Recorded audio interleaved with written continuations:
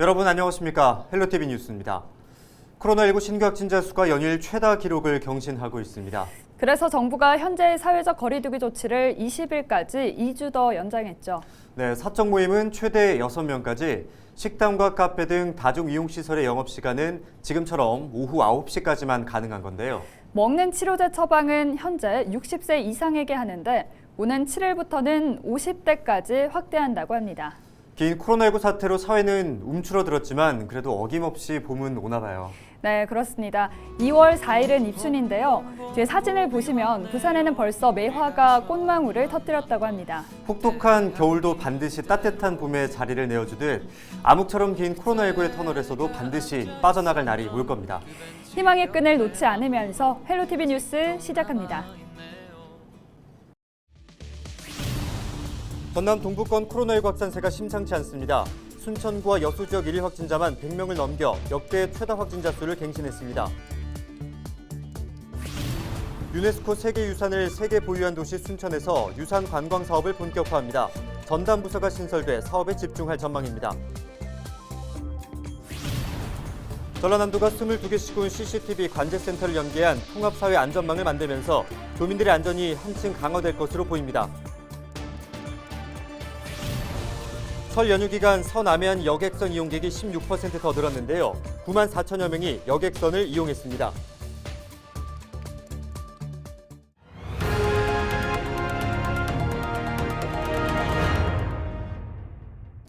설 연휴 이후 전남 지역의 코로나19 확산세가 심상치 않습니다. 특히 전남 동부권에서는 1일 신규 확진자가 100명대를 넘어서면서 역대 최다 확진을 갱신하고 있는데요. 방역당국은 당분간 확산세가 지속될 것으로 보고 신속한 대응 태세에 나섰습니다. 보도에 송하영 기자입니다.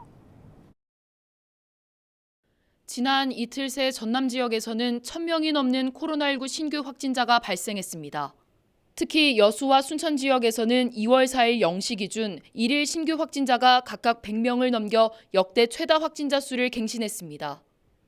전남 지역 신규 확진자 감염 경로를 살펴보면 전체 648명 가운데 절반 이상이 가족이나 지인 등을 접촉해 확진된 것으로 파악됐습니다. 방역당국은 백신 2차 접종 이후 3개월이 지난 시점에서 감염된 사례가 다수 확인됐다고 설명했습니다. 지금은 접종력을 좀 최소화해야 될 것 같고요. 또 하나는 아직까지 3차 접종을 안 하신 분들은 예방접종을 좀 꼭 해주십사 하는 당부 말씀을 드립니다.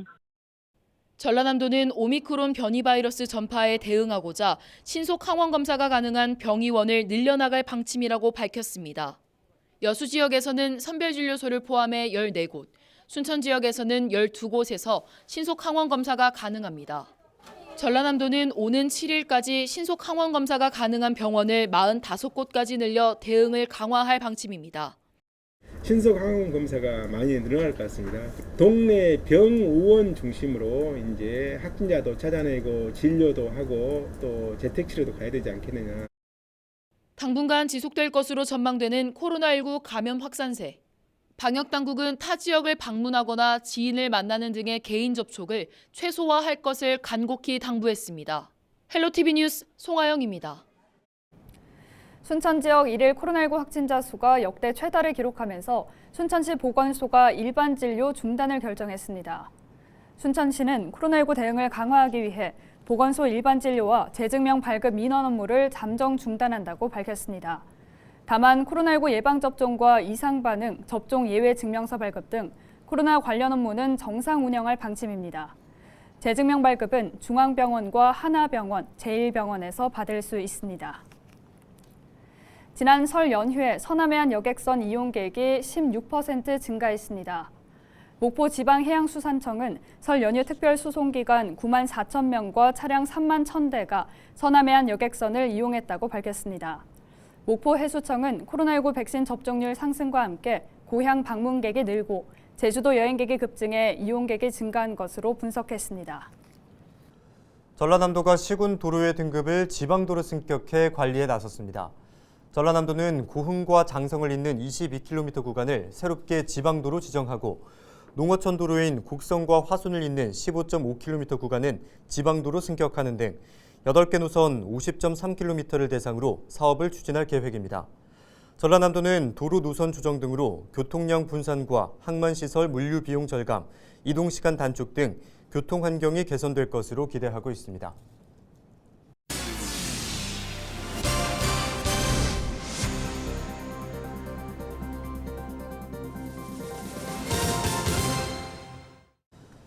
순천시는 전국에서 세 번째로 국가지정 등록문화재를 많이 보유한 도시입니다.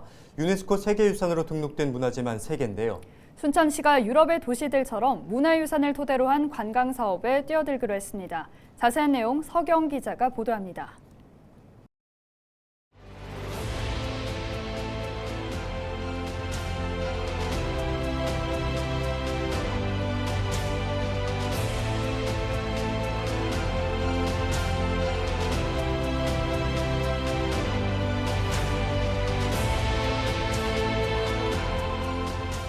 유네스코 등록유산 3관왕의 도시 순천. 도심에서 불과 10분 거리에 광활하게 펼쳐진 순천만 갯벌은 우리나라에서 멸종위기종 물새가 가장 많이 서식하는 곳입니다. 갯벌의 보전 정도가 매우 우수하다는 방증입니다. 순천만 갯벌이 세계유산에 등재될 때 이동성 물새를 보호하기 위한 쪽을 포커스가 맞춰져 있습니다. 그래서 인근에 있는 문화재청 등 국가사업으로 해서 탐조대를 만들고 그리고 그 안에서 아이들이 교육할 수 있는 시설에 대한 국비 건의를 지금 해놓은 상태이고요. 순천시는 유네스코 세계유산으로 등재된 서남사와 순천만을 중심으로 유산 관광 사업을 본격화하기로 했습니다. 세계유산 주변에 사는 주민들의 생활 양식을 직접 경험하고 체험할 수 있는 유산 관광 상품을 선보여서 전 세계 관광객을 모객하겠다는 목표를 세운 겁니다. 순천시는 가장 먼저 사업을 전담할 부서를 신설했습니다. 문화유산과에서는 문화유산을 더 잘 보존하기 위한 연구를 전담합니다. 유네스코 도시라는 상징성을 내세워 세계유산 콘텐츠 제작과 통합 홍보를 담당할 계획입니다. 김승옥과 조정래 등 지역의 걸출한 문학인을 내세워 유네스코 문학창의도시 지정도 함께 추진합니다. 세계유산 잠정 목록에 등재되어 있는 나간읍성은 한국의 읍성도시와 연계한 네트워크를 구축해서 공동 연계유산으로 세계유산에 등재될 수 있도록 할 방침입니다. 우리 지역의 다양한 문화유산을 다 함께 즐기고 누릴 수 있도록 하고 지속가능한 문화유산 보존관리에 최선을 다할 계획입니다. 유네스코 세계유산 5관왕의 도시를 꿈꾸는 순천시. 세계 속 순천이라는 도시의 브랜드 가치를 높이기 위한 여정이 시작됐습니다. 헬로티비 뉴스 서경입니다. 전라남도가 농업 근로자 기숙사 건립 사업을 전국에서 가장 많이 확보했습니다. 전라남도는 농림축산식품부의 근로자 기숙사 건립 공모 사업에 도전해 전국 8곳 가운데 4곳을 차지했다고 밝혔습니다. 전남에서는 해남군과 무안군, 영암군과 담양군 등이 선정됐으며 올해부터 2년 동안 사업비 125억 원을 투입해 기숙사를 조성할 계획입니다. 기숙사 운영은 지자체나 위탁기관이 전담하며 근로자를 직접 고용해 단기간 농작업이 집중된 시기나 농가의 인력을 파견하는 형태로 지원됩니다. 광양수산물 종합유통물류센터가 오는 4월 준공을 앞둔 가운데 센터를 운영할 법인을 공개 모집합니다. 운영법인 신청 대상은 전남 22개 지역 법인을 대상으로 하며 모집 기간은 이달 말까지입니다. 신청 자격은 5억 원 이상의 자본금을 갖춘 법인으로 제출한 서류를 절대평가를 심사해 평가 결과에 따라 고득점자를 우선 선정합니다. 광양시 수산물 종합유통물류센터는 연면적 6,900여 제곱미터에 지하 1층, 지상 4층 규모로 도매시장과 식당, 전망대를 갖출 예정입니다. 전라남도가 도민광장 디자인 공모에 나섰습니다. 전라남도는 남학도청 광장과 중앙공원을 잇는 도민광장 조성을 위한 공모를 진행하고 있다고 밝혔습니다. 공모 참가 등록은 오는 7일부터 3월 7일까지이며 수상자에게는 상장과 함께 최우수상 4천만 원, 우수상 1,500만 원 등의 상금이 전달됩니다.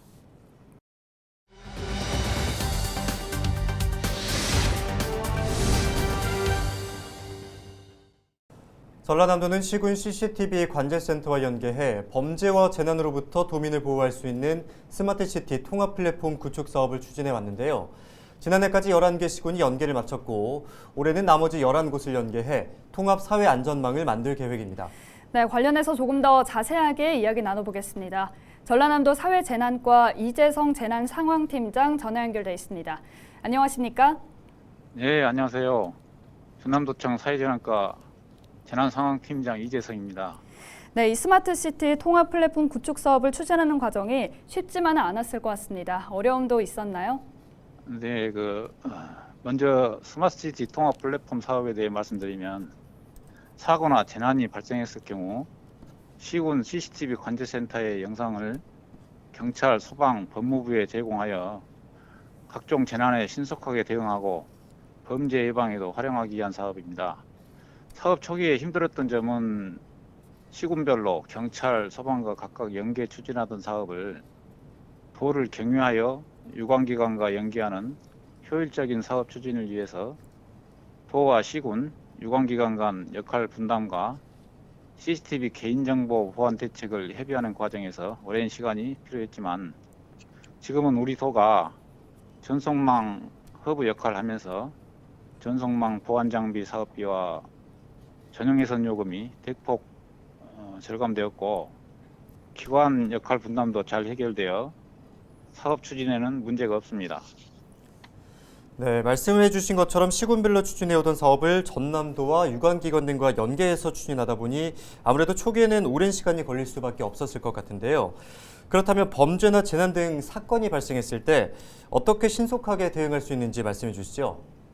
네, 간단하게 말씀드리면 사고나 재난 등 사건이 발생했을 경우에 사건 지점 인근에 설치된 CCTV 영상을 실시간으로 활용하여 사고나 재난의 규모를 즉시 파악하기 때문에 신속한 대응이 가능하고 이로 인해 인명과 재산 피해를 현저히 줄일 수 있습니다.